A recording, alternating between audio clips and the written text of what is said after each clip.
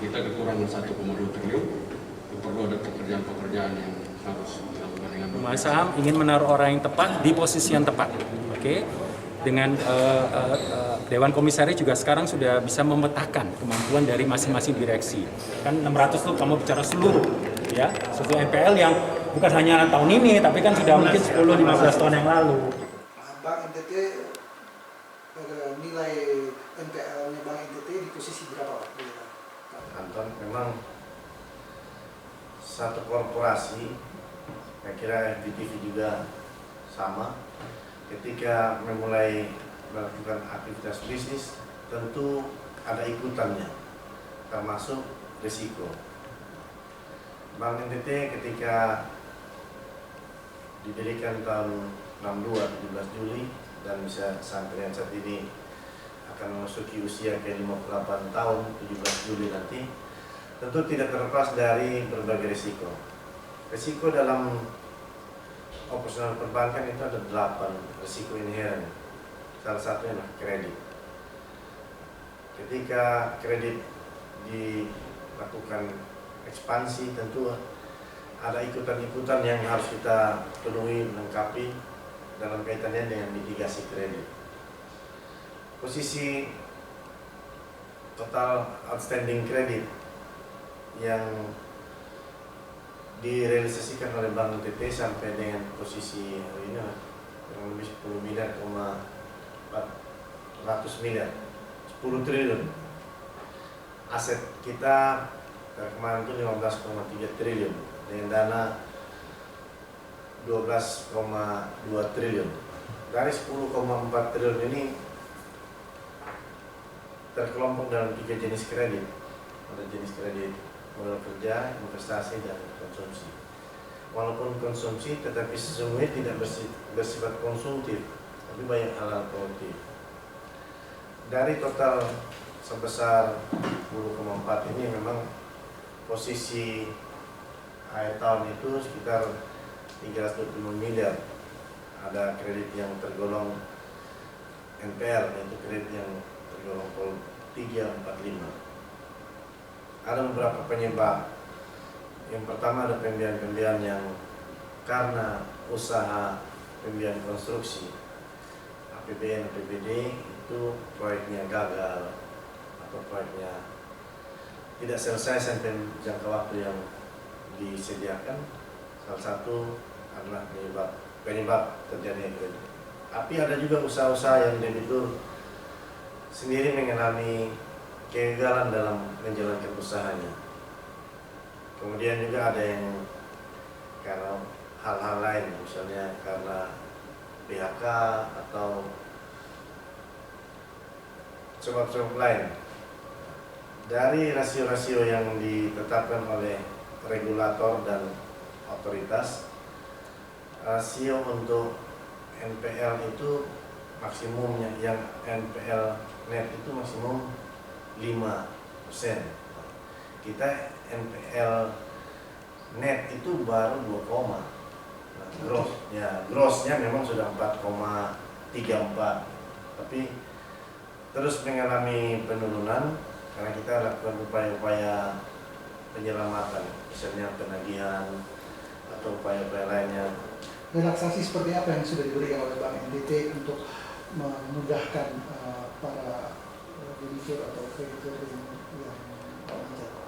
Kalau relaksasi ini ada dua. Yang pertama karena dampak COVID, tapi yang kedua karena memang macet sebelum terjadi COVID.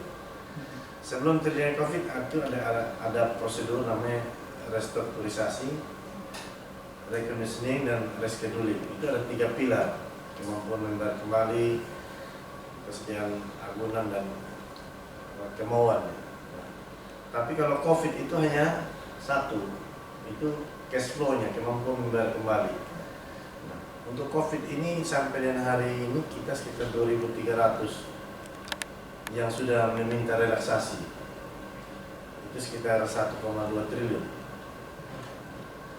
Karena semua aturan yang dikeluarkan oleh OJK dan Kemenko ada prosedur-prosedur yang harus dipenuhi, kita sudah lakukan itu, tapi memang masih ada kendala juga. Contoh kayak kredit di beberapa kantor cabang itu sudah dilakukan upaya-upaya komunikasi, bahkan kita aktif sampai ke lokasinya, tapi mereka ya masih terkendala banyak hal. Yang pertama masih mau berusaha, yang kedua belum paham benar ini momentum yang ada, relaksasi, restrukturisasi.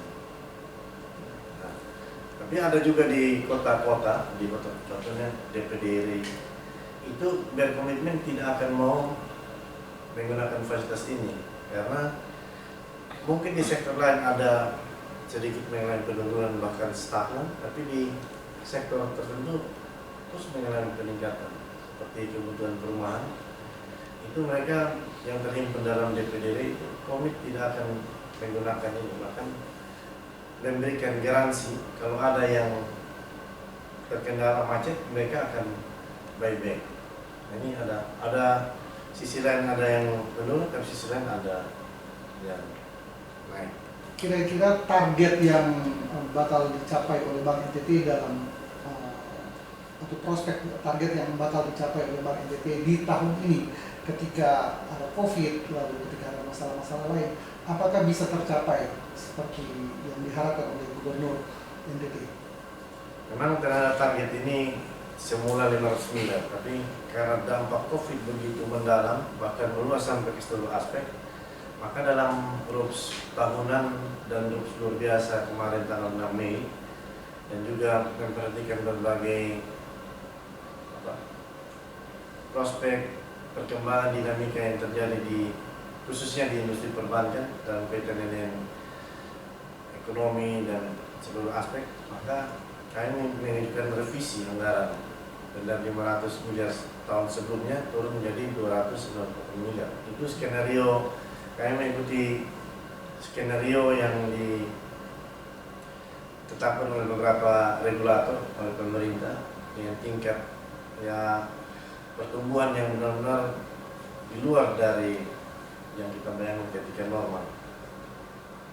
Langkah-langkah apa yang dilakukan oleh Bank NTT untuk mengejar target seperti ini, Pak? Dengan situasi yang bilang situasi sekarang sangat tidak enak untuk suatu perkembangan bisnis. Kira-kira langkah apa yang akan dilakukan oleh Bank NTT, Pak? Kami secara internal ini kesempatan dan peluang untuk melakukan perbaikan banyak hal. Kami melakukan revitalisasi bisnis dan refokus bisnis, sehingga dalam kondisi yang serba terbatas bisa tetap bertahan untuk kelangsungan usaha bank secara produktif maupun profit. Jadi revitalisasi dan refokus, mereview kembali program kerja, mana yang bisa dilaksanakan dalam program jangka waktu yang pendek dan mana yang kita susun skala prioritasnya untuk bisa menopang kelangsungan usaha bank.